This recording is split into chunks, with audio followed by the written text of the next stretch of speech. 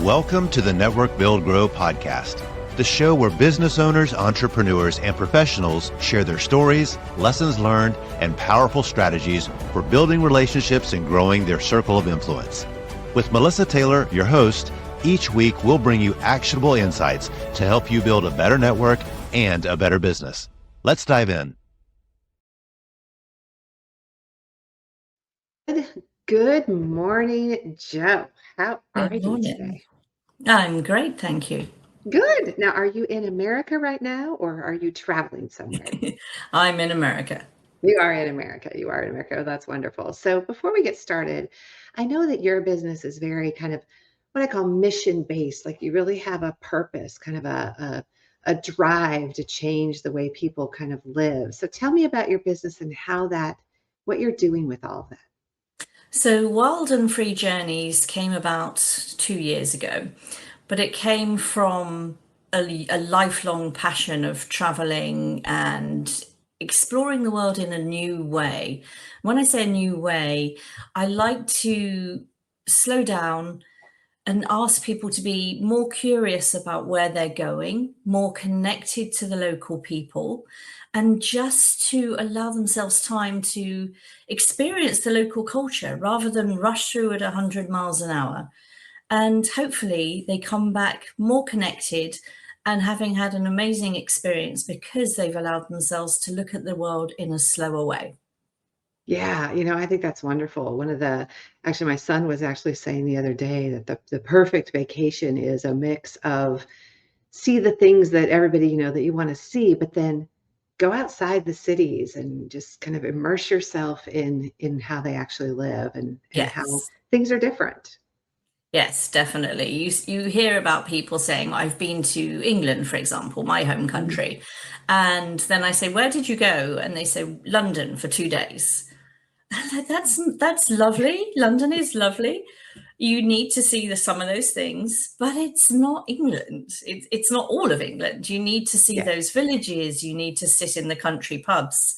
You need to go and explore the off the beaten track, the little narrow driving down in the country lanes in Devon and Cornwall that terrifies most Americans. But it's all a part of being British and what England or what Britain is about. So wherever you go, your son's totally right. You need to see the sights. There's some sites. If you go to Paris, you have to see the Eiffel Tower. Most people want to see it. But if you step back from the Eiffel Tower and you start exploring the back streets, you'll find amazing views of it through some back alleys. And you'll find where the Parisians go for their coffees and their lunches, rather than being sat with a whole bunch of tourists and not actually having a sense of what it's like to be a Parisian. Yeah, because I think if you do that, if you go to, like you said, the Eiffel Tower or Big Ben or different places, and you stay within the tourist zone, it's really like you took a group of like Americans and put it over there, and you don't really have a sense of Exactly. Difference. Yes. Yeah, Yes, exactly. for One sure. of our favorite things, we just got back from London not too long ago, as you know, because you gave us some fabulous recommendations. Yeah. But my favorite parts was a tea house, actually in the back of a antique store in this little town on our way out to see Rye. It was the best meal we had. It was the best atmosphere we had. And it was quiet and slow. And the only people there were like locals, it was And quintessentially British. Yes, it was great. Yeah, It was great. those places are the best, and you find the local people. And even if you don't speak the language, if you're overseas in a place where they don't speak English, it's still possible to have conversations with people where you barely understand a word you're saying, because you're gesticulating and your facial expressions tell them things, and you just laugh and they point at things, and then they find someone to translate a couple of sentences for you. And we can always use Google Translate these days, which makes it so much easier. But it's amazing what you get to see when you just take a step backwards. And slow down. Yes, exactly. Yes. Which we are not Slowing all down great is at. the key. Yeah, It's like, and don't try to see 5 countries in 5 days. It's don't do that. just exhausting, and you're really not seeing anything. Yeah. And when you say I have to take a vacation from my vacation, you did your vacation wrong. Yes. Yeah, Yes, but that's the whole kind of coming back exhausted is definitely not what you're trying to achieve. right, exactly. And you said that you get better connected with the culture, but you also get better connected with whoever you're traveling with. And if that's yourself, you also get better connected with yourself. You definitely can. Yes. Yeah. And life is so busy, when we do allow ourselves to slow down, those are the moments that we're getting all of the good stuff. We're like, as you say, we're reconnecting back to ourselves. We're Hmm. connecting with the locals and, yes, with the people we're traveling with. Hmm. I Yeah. had the best conversations with my teenage daughter last year. We traveled for 4 months on and off, Hmm. or mostly together. We had a couple of weeks apart. But the conversations we had were just amazing. We can't redo those. Yeah. And here we don't have time for that to happen. We'll be chatting and then one or other of us is running off doing something else. And Yeah. there are meetings and work and things going on. But when Hmm. you're actually traveling, and as you probably found when you were traveling with your family, you have time to actually have those deeper conversations. And you Hmm. suddenly, Imogen and I would go somewhere last year, and I'd suddenly realize that she really likes a particular thing that I didn't know. She actually found a massive joy for shopping, unfortunately, when we were away last year. So that's not such a good thing, but it was fun to watch her kind of finding all these new things and Yeah. exploring. That's really great. No, that's wonderful. How do you think that social media influencers, travel influencers, just our digital lifestyle as an extension of our arms has affected travel? Oh, it's changed travel enormously, and not necessarily for the better. There are places in the world now, and I have so many stories on this, where influencers have gone in, they post the exact coordinates because their whole business is based around them giving people new things to go and see. And Hmm. now those places are flooded with people. And it could Mm. be if you walk down this back alley, you'll suddenly see an amazing view over Porto. And it's a teeny tiny back alley. And now there are queues of people trying to go down that tiny alley because an influencer told them this is the best view. There may be many other alleys with similar views, but Hmm. people want to go down that view. So the good side of social media, of course, is that it's opened us up to lots more places in the world. Hmm. But on the bad side, it has impacted the way we travel. And those hidden gems, the local places that the locals would take you to once you met the locals, now, if they've had influencers come through, some of those places are now just so full of people, they've lost their impact, really. So Yeah, they have. it's a bit of a struggle, the social media thing. Hmm. Yeah, yeah, it is a struggle. It's kind of a love-hate relationship as far as that's Mm. concerned. Yeah, no, I totally understand that. So you decided you were a travel agent. I know that you curate travel experiences primarily for women in small groups, but Yeah. why did you decide to go that direction in your travel industry? I think because of the experiences I had when I traveled. I traveled for 10 years in my 30s, pretty much my whole of my 30s, and I traveled slowly. And obviously, you can't travel as slowly as I was traveling. But what I realized was, although there are tours for women or tours for couples, tours for all sorts of people, most of them are not really considering the fact that they're just trying to cram everything into 10 days, say. And while I'm appreciative of the fact that people want to see certain things, the way I take my groups is that we have time to sit at a coffee shop and just watch life go by for an hour. Or if we have lunch, it's not a fixed 12 till 1. It's we're having lunch at 12. We're flexible up to a point, obviously, as to where we finish lunch. And if Hmm. you want an hour less shopping, but you want to see you're enjoying sitting having lunch, and we can do that. So there's flexibility around how quickly we do things. And I think that's important because going back to that whole slow down, if you're whizzing through, then I'm doing the wrong job. Yeah, you were telling me a story the other day when we were chatting of some tour groups, they follow the flag. And unfortunately, some of those people in those tour groups, they see the red flag that Yeah. they're following more than they see what they went there to Yeah. see. Yes, you see Yeah. big groups of people literally, or they're looking at the back of the person in front of them because they're so concerned that they're going to lose their group.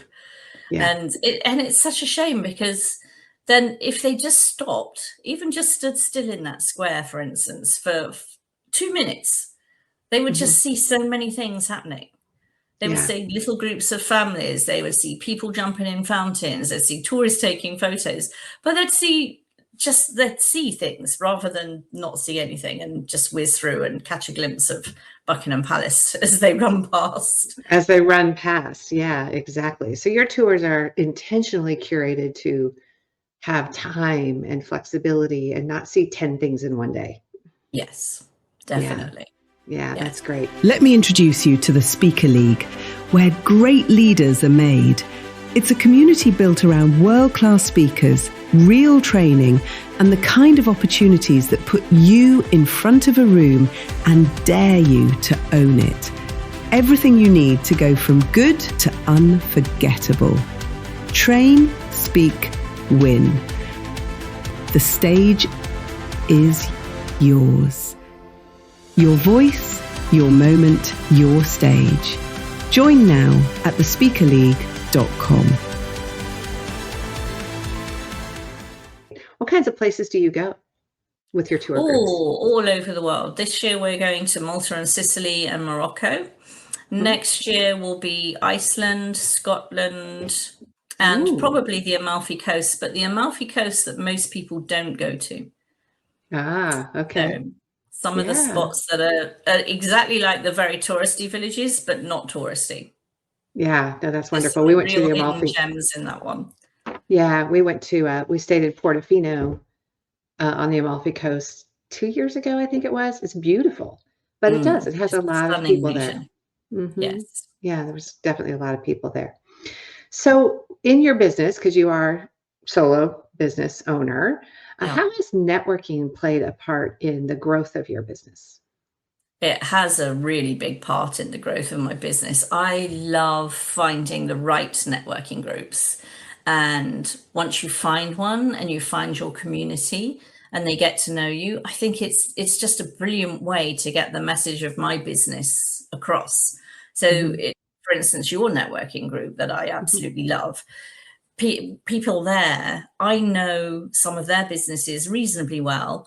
But if I meet other people and someone says, I need a coach for this, or I need an accountant, or I need this, I can hold hand on heart say, go to these people because I've built a relationship with them.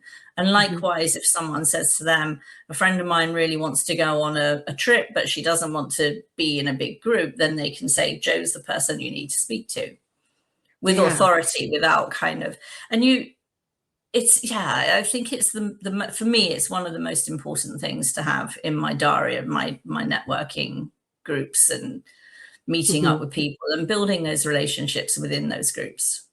Yeah, and for those of you that are not familiar with the word diary, it means her calendar.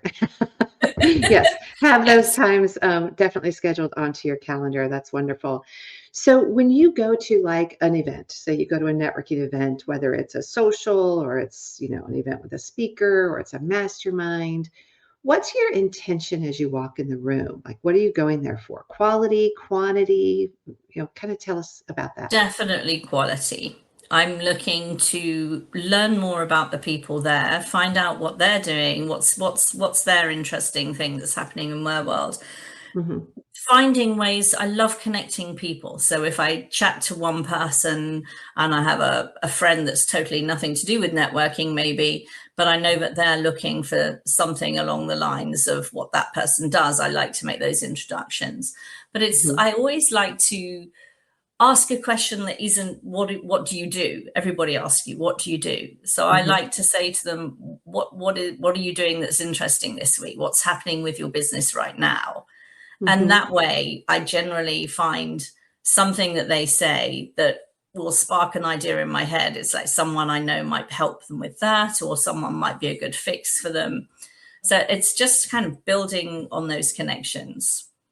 Yeah, no, that's wonderful. That's wonderful. That's exactly how I approach it as well, is building those relationships. So, okay, so you've met some people and you said you love to give introductions, whether it's to someone else in the room, another networking friend, or someone that just needs a service.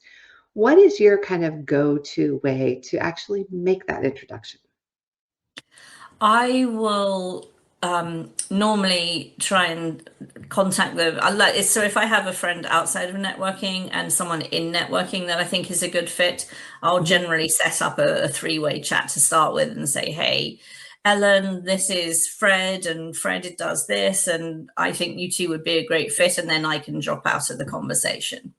Yeah, that's great. I love it when you tell them why. Why are you connecting them? I can't stand it when somebody just like connects me on LinkedIn and says, you two need to know each other. Well, Yes. why? Like, It's like, why? Yes. Yeah. What was It's the kind of impetus? awkward if you say, this is, if I said to someone, this is Melissa. Melissa is a speaking coach and she runs Network Build Grow and she's connected with this, this, and this. And Melissa, this is Ellen. She does this, or she's looking for this. Then you don't feel awkward talking to each other. But like you say, if someone just says, hey, you two should connect, because you're left sitting there kind of going, hi, why am I connecting to you? Yeah, it's kind of like, okay, Joe thought we should connect. Why do you think she thought we should connect? What do you do? Like, it's just, it becomes very Yes, you awkward. have to kind of do your own fishing and kind of like, why is she connecting us? Yeah, Yes. and sometimes I can't figure it out. I know. Sometimes I'm like, I'm not really sure how this is a good fit. Yes. Yeah, that's so funny. So you do a lot of networking, and you do a lot of relationship building. You like to make introductions. How do you keep track of all of that? Well, no, actually, that's where I probably need the most help. I have a diary and scroll lots and lots and lots of notes. That's my thing. I write everything down. Write everything down. So you've got the notebooks and the sticky notes and all the things. Yes. Yeah. And I recently met someone within Network Build Grow who was like, how do we keep all those notes together? So yes, she might be on my list of people I need to see. I think that's Julie. Yeah, exactly. What do you think is a common mistake that people make when they network? I think they forget to ask other people questions, and I think they don't listen to the answers in full detail. I think a lot of people go into networking thinking it's all about me telling you what I do. And I think more of it is about asking other people, what do they do? What can I do to help you? And slowly building that relationship and the trust, and then going from there. Yeah. So going into a networking meeting, expecting immediate results, expecting people to be flooding you with ideas and people that might want to, for instance, for me, if I never hadn't been to a networking group before and went in and said, hey, come on my tour. Why would you come on my tour? You don't know me. So build those relationships, have some one-to-one meetings with people outside of the networking room, and just start to create the contacts. Yeah, that's wonderful. All right, so let's get back a little bit to your business, because I find it fascinating what you do, and I think it's interesting how you're going about, setting up those tours. But when you look at your business and you look at like 5 years down the road, like where do you see that? Like what's kind of that legacy thing that you're trying to build? I would like people to come back from my trips and talk about how the trip changed them, how they had time to reconnect to themselves, the experiences they've had with other people, the experiences they've had just sitting, watching life go by, how they now understand a Moroccan tea ceremony, how they understand the whole culture of a British pub, how they could learn a few words of French and speak to the little old lady sitting outside a shop in those back streets behind the Eiffel Tower. Yeah. Okay, great. All right. Let's get to the rapid fire networking portion. Cool. And I'm going to ask you some questions and just first thing that pops into your mind. Okay? Yeah. All right, here we go.